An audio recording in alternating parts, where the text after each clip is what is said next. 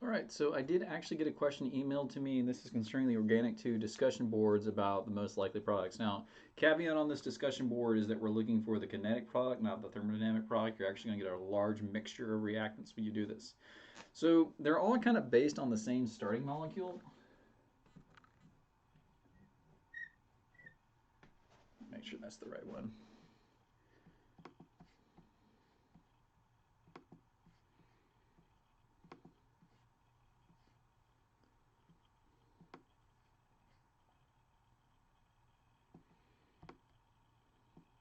Oh, got a flip. Glad I checked that.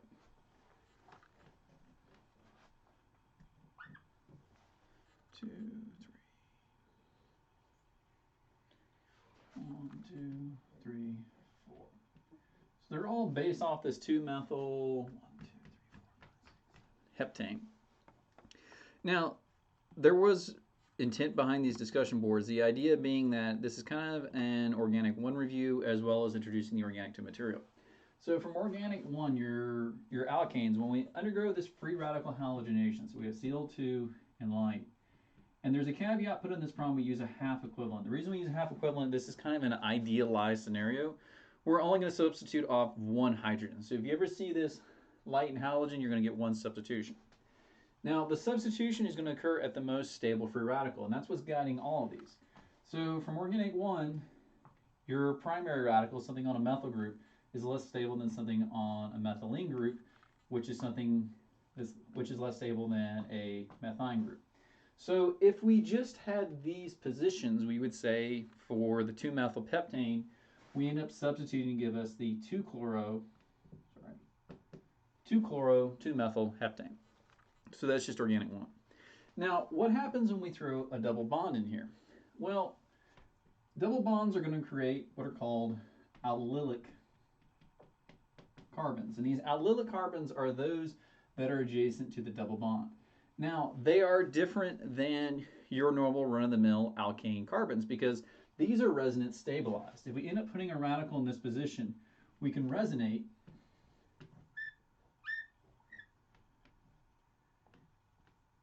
to give us this structure. And if we put a free radical here, we get the same thing. We can resonate. Now, we're going to go with the kinetic product, which means that we're not going to look at any products that be formed by resonance. We're just going to look at if we immediately substitute an allylic carbon. But when we do allylic, the allylic carbons follow that progression. A primary allylic carbon is less stable than a secondary, which is less stable than a tertiary when it comes to free radical halogenation. But they are all more stable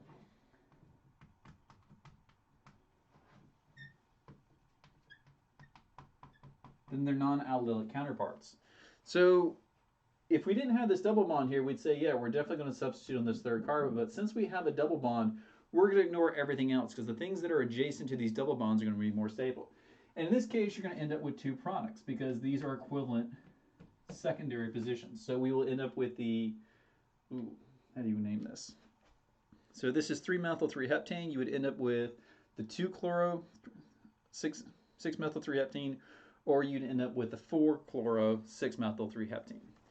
Now, when it comes to the other ones, there's another example there. It also kind of follows the same pattern.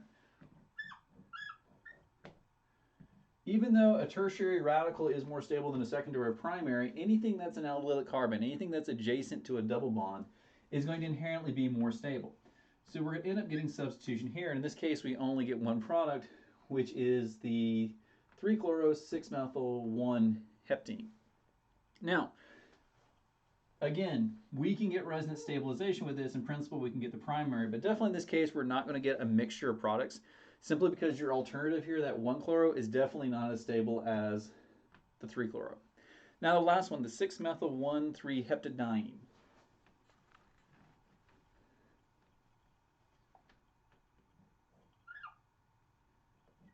There are actually a lot of reasons why you would only expect 1 product for this reaction. So again, once we start introducing allylic carbons, ones that are adjacent to double bonds, we're kind of putting ourselves in a position here where, yeah, actually, so for the live streams, you can always there's a little scroll across the bottom. You can click back and go right to the beginning.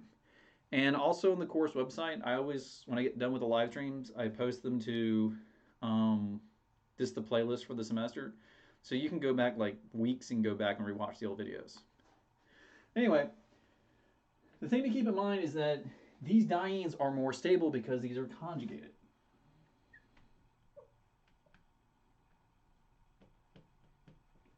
And being conjugated means they share electron density. It means that they're a lot more stable. So if I were to put a free radical on this position, I could definitely resonate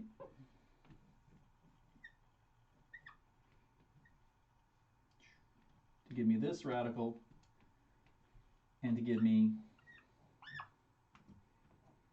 this radical. But here's the issue. If I do this, I now have a primary radical. And even though it's an allylic radical and it's more stable than just a primary radical, it's still a lot less stable than this. So this is the least stable. Now comparing these two, in this case, these are non-conjugated.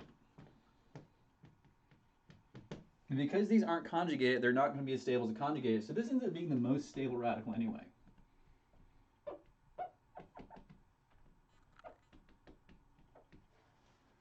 So for this one, really, this is really the only product we expect to see. And the reason we expect to see this product is because not only is it an allylic carbon that's stabilized by resonance, it's also the only resonance form where we have conjugated pi bonds and we have a secondary, not a primary radical.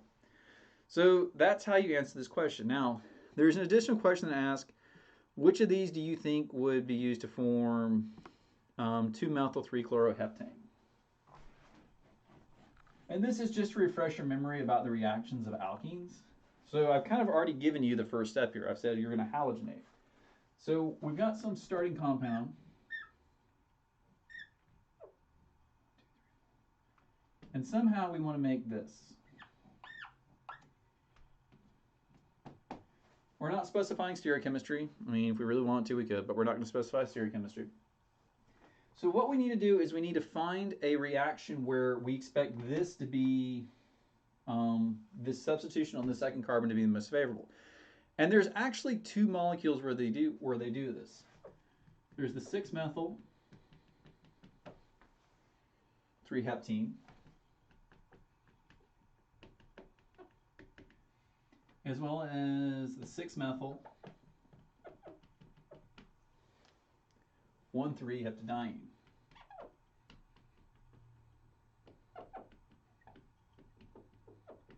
So both of these will put a chlorine on that position, but only this one is exclusive.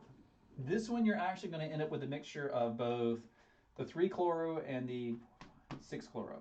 So this will give you both the 3 and 6-chloro. Whereas this one exclusively will give you the 3-chloro. Now, the transition, so if we start with this molecule, if we do the half equivalent of chlorine with lambda, we'll end up with the 5-chloro 6-methyl-5-chloro-1,3-heptadiene. And then all we have to do is hydrogenate. Both those double bonds will disappear and we'll end up with this product. So this discussion board really is just, most of this is just Organic 1 review. Do you know how to halogenate double bonds? Do you know how allylic carbons work?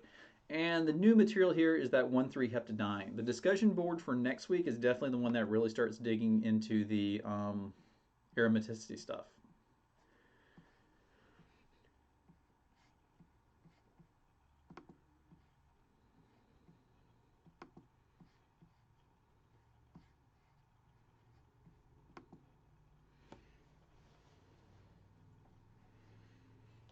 So hopefully this looks like a really straightforward discussion board. It was really more meant to be review than anything else, with a little bit tacked on there about the dienes.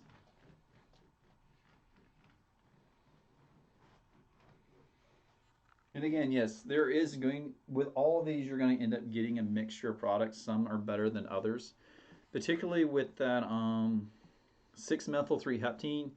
You're going to get resonance forms as well from the thermodynamic products. So you're going to end up with more than just the two. At higher temperatures, you can actually end up with 4 different products.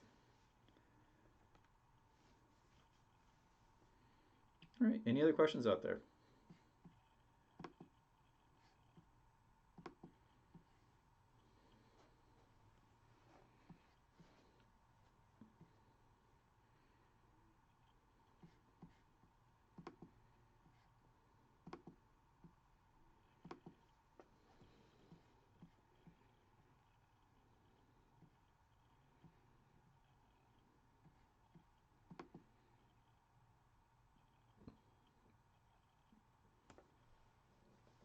No, it's good to like we're so organic 2 is like Chem 2. We're trying to like make sure everybody's on the same page when they show up to the course, as well as like cover new material. So yeah, there's a lot that goes on. That's why the review packets are posted on there, just so you have a feel for what the reactions are.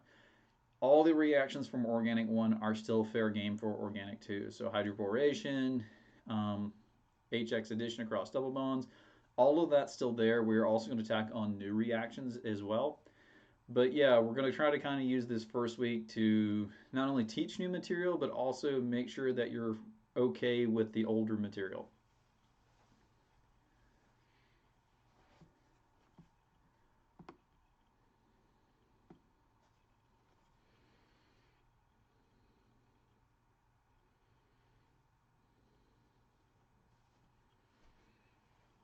And hopefully just honestly put a little bit of fear in people in terms about this course. I mean, a respectful fear, but not like a terrifying fear. Just, we are going to kind of expect you to know some stuff.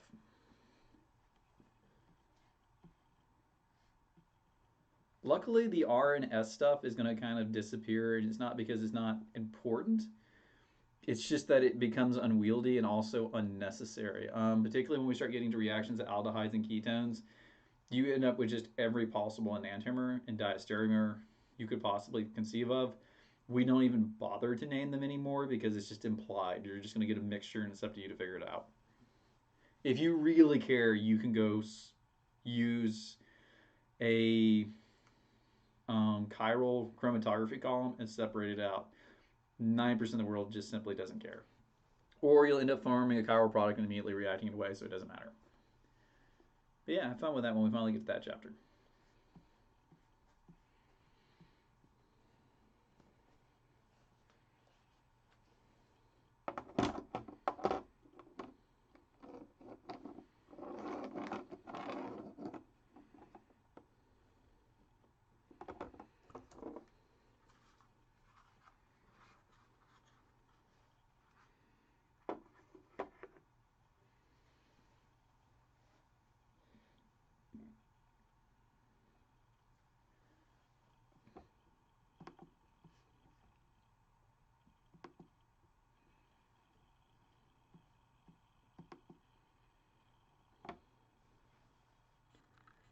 All right, so if there aren't other questions for right now, I got the banjo up today.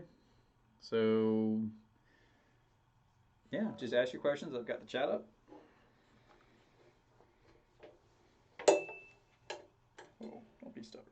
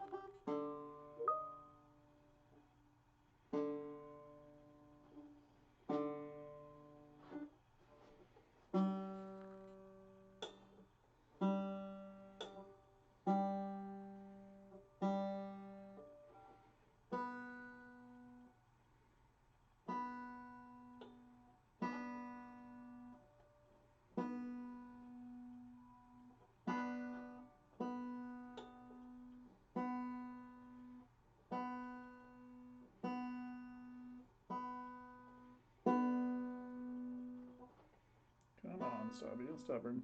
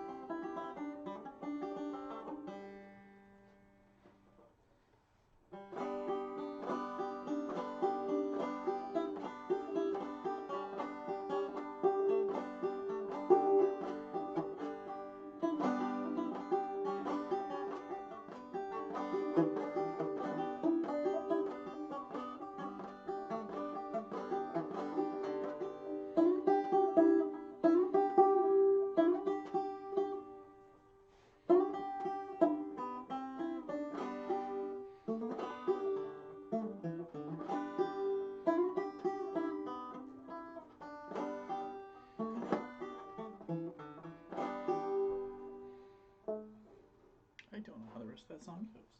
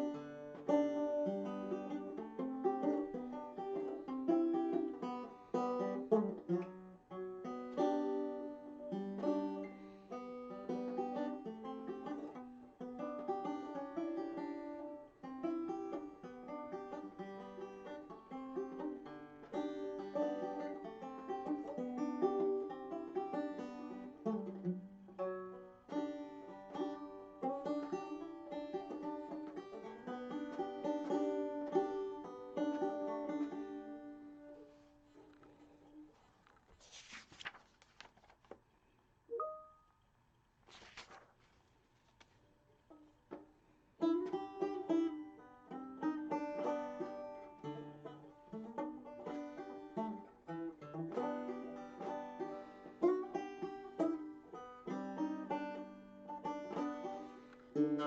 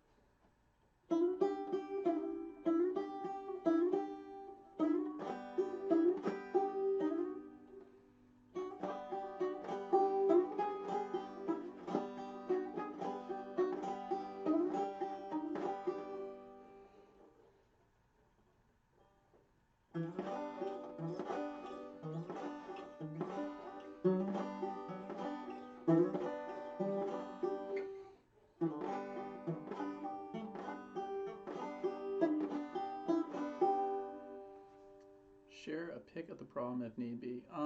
Actually, you're probably so. I don't think you can share in the chat. You can try. If it's a problem on the website, you can just tell me what the problem is, and I can look it up, and I can share my desktop with you.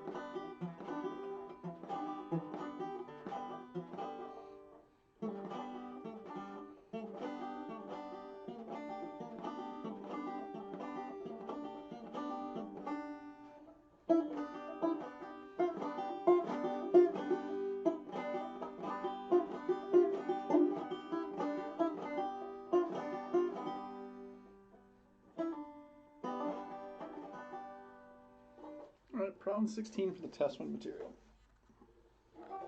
So give me just a minute to bring it up on my end.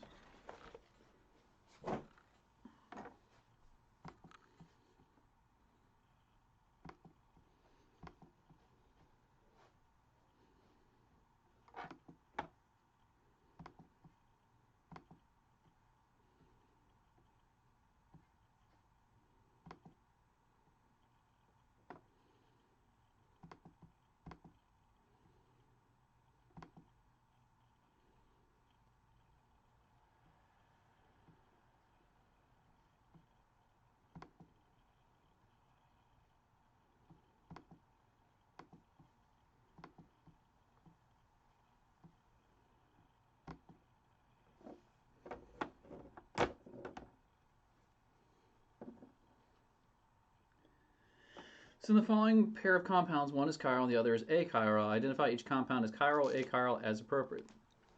So compound gives me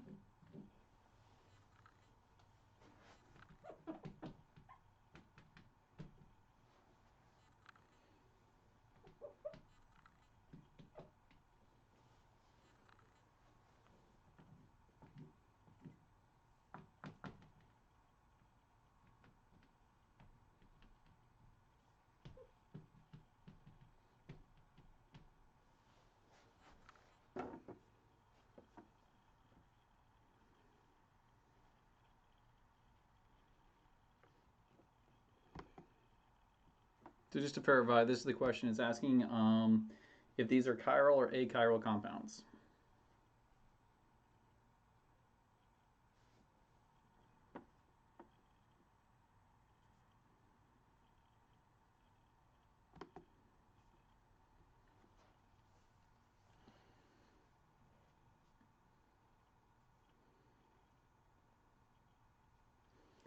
So for these types of problems, there is a difference between a chiral center and a chiral molecule.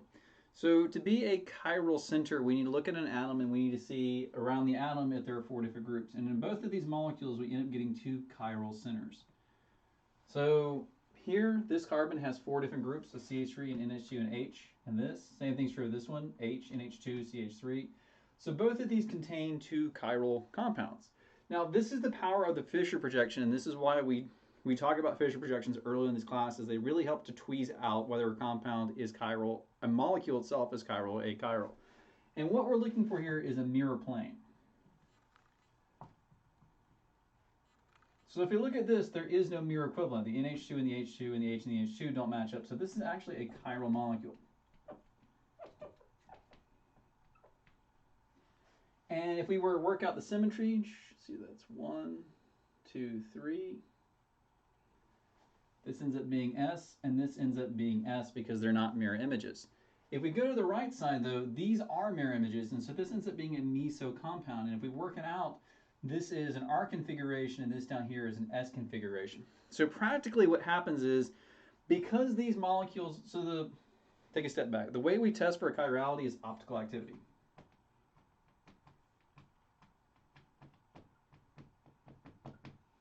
So a chiral molecule will deflect polarized light to a given degree. Now, the thing is, how much it deflects depends on what's around it. So if we have this group here, we have an S group. The S group is going to rotate, let's say, 3 degrees. Well, this is S, so another 3 degrees will give us a total of 6 degrees when it rotates. Here, R and S rotate the same amount. So since these are exactly the same, this is an H2CH3H and H2CH3H, this S is going to rotate like 3 degrees, and this R is going to rotate minus 3 degrees, and they're going to cancel each other out.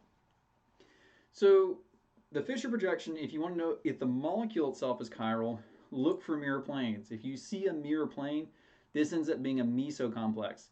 It is a molecule that contains chiral compounds, but because we have this mirror image, any optical rotation is canceled out. And there's also additional implications. So with a mesocomplex, it's its own mirror image. So if we were to rotate this 180 degrees and then just rotate it again, we would be able to superimpose it. So a mesocomplex has no enantiomer. It's its own enantiomer. Whereas a chiral molecule has an enantiomer. So we can flip the R and the S's.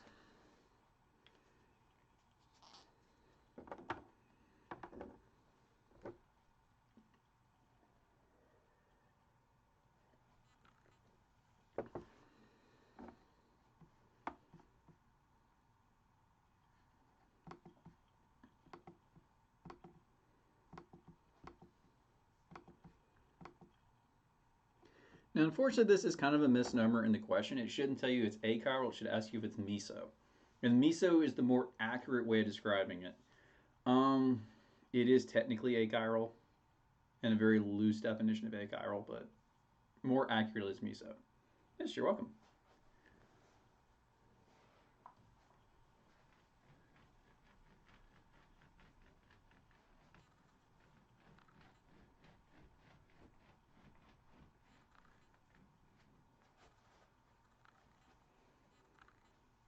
And again, Fisher projections are incredibly useful for identifying chirality, and that's why they come up with the test with materials that if you can draw a Fisher projection, identify all the chiral centers from the Fisher projection, it really helps you out down the road.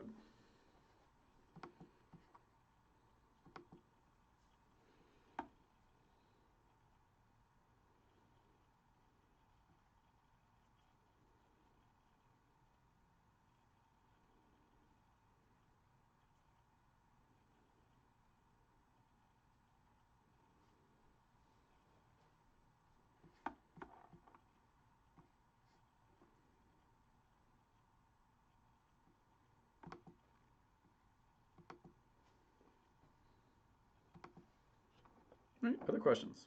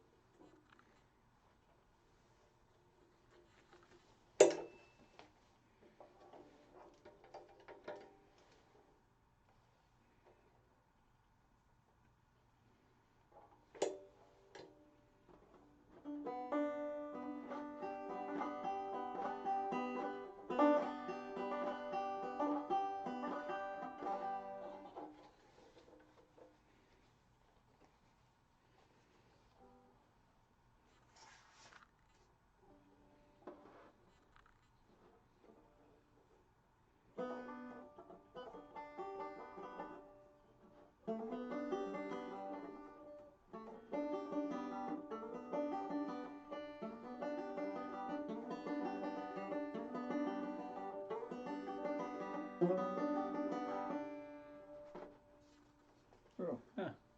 It's not that roll, it's just a forward roll.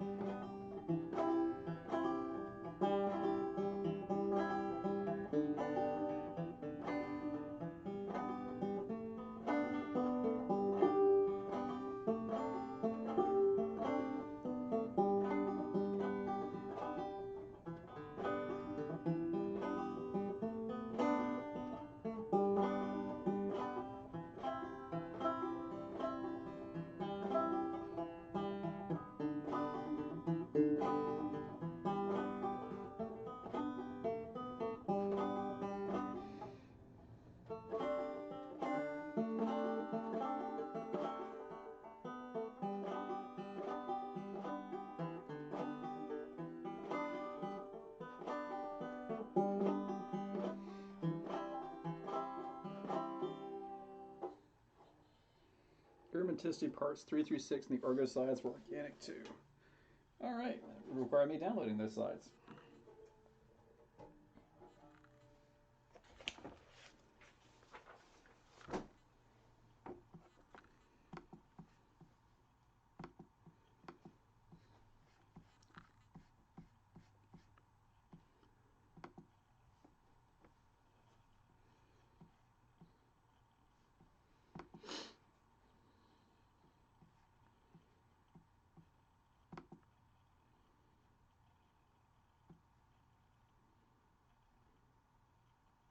Come on, Blackboard, you can do it.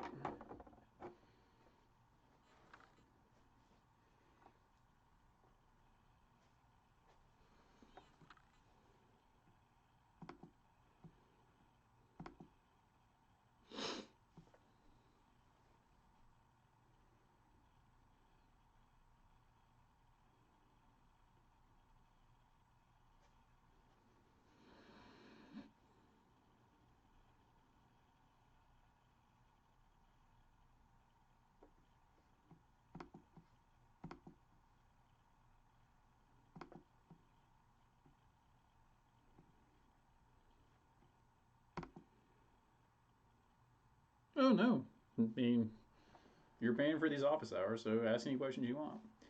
Okay, about the aromaticity parts 3 through 6 in the slides. So yes, this is a lot of information. Okay, so how do I want to start this? Lewis theory does not predict aromaticity. It is not a thing in this theory. So Lewis theory predates molecular orbital theory. It predates quantum theory, and because of that, Lewis theory kind of has to explain where aromaticity comes from without actually having any basis in the physics that predicts it. So slides 3 through 6 are kind of trying to explain how Lewis theory is going to hand-wavingly explain where aromaticity comes from. And to do this, we're going to get this weird hybrid of molecular orbital theory and Lewis theory. So let's try to wrap our minds around this. So for Lewis theory, there's no such thing as s,p,d,f orbitals. For molecular orbital theory, we get a wave function by adding and subtracting wave functions for individual SPDF orbitals. So the way Lewis theory is going to try to explain this away, because if we're being honest with ourselves, the molecular orbital theory explanation of aromaticity is really, really complicated, because it is looking at orbitals that have nodes in them. But molecular orbital theory, there's a lot of other information that falls out of it that you have to get. So basically, you have to get all the non-aromatic orbitals from molecular orbital theory as well as everything else. Left side of the whiteboard. Yeah, it keeps moving on me. So we have Lewis theory, which doesn't predict any orbitals, doesn't use orbitals, needing molecular orbital theory, and molecular orbital theory is way too complicated to explain aromaticity because it's going to explain everything about the molecule, not the aromatic part.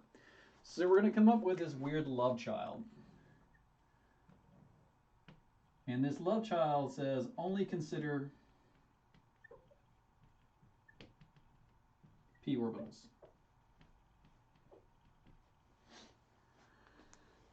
And we're going to use the p orbitals to generate the atomic orbitals, or generate the molecular orbitals. So molecular orbitals are sums of wave functions of individual atomic orbitals.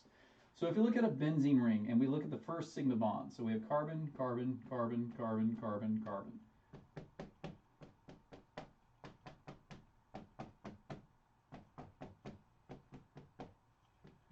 We have our hydrogens, each with their own electrons. And we have to form a sigma bond between each atom. And this is actually something I make my Chem 1 students do when they talk about Lewis theory.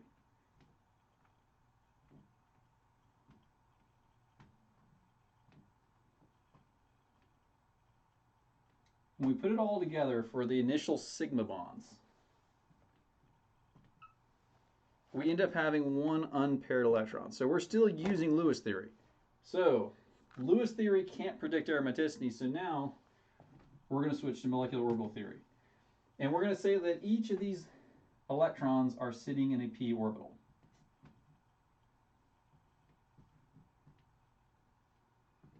I've drawn them poorly on the board, but these p orbitals sit up above and below this ring of carbons.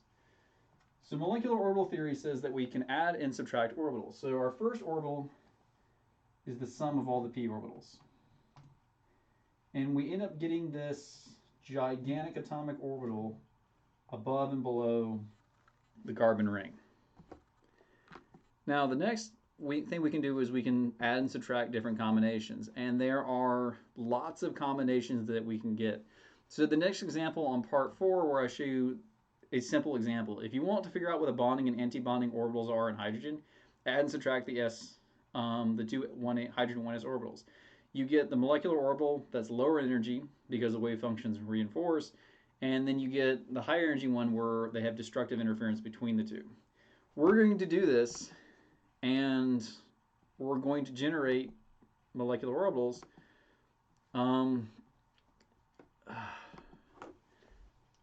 Yeah, it's hard to explain because you're not really using molecular orbital theory. So we're going to do this. Now symmetry says that if we have 6 atomic orbitals, we have to generate 6 molecular orbitals. And this is a symmetry restraint. There is also a symmetry restraint on the types of orbitals we can form. So, and I know I'm prattling here. How do I want to explain this? Basically, if you use molecular orbital theory and you just ignore everything but the p orbitals that weren't used to form the sigma bonds, you predict there to be molecular orbitals centered around these rings. And these rings have continuous electron densities. There's no breakup in their atomic orbitals. And because of that, the electrons are actually allowed to move freely. You're also going to predict what are called anti-bonding orbitals, and this is what's predicted by molecular orbital theory. These actually have lots of breaks in their electron density which prevent the electrons from moving. Now, for aromatic compounds, we have to finish with everything in bonding orbitals. And the reason being is that the antibonding orbitals, one, they destabilize the molecule, and two, those electrons aren't mobile.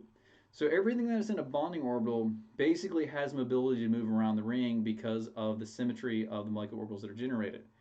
For antibonding orbitals, we put electrons in there, they degrade the molecule, and on top of that, those electrons aren't mobile, which is what we need for an aromatic compound. So I guess what I'm saying is, on the slides, this is trying to explain where aromatic. So this is kind of trying to use. It's trying to explain how organic chemists explain aromaticity. It's not. It also is where the Frost diagrams collapse out of.